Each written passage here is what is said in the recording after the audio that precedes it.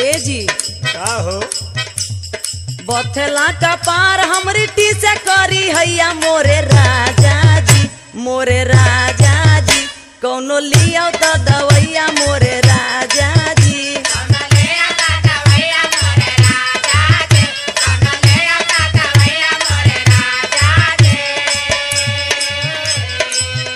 अरे रे रे रे रे तो के कोनो दवाई की जरूरत ना है।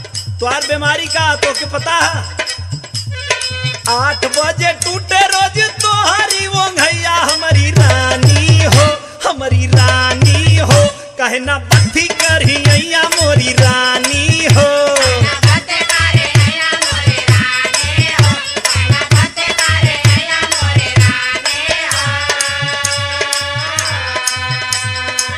सही बताओ तनी देखी हमार कमर कितना पिराता। अच्छा भूखिया मिटाइल हो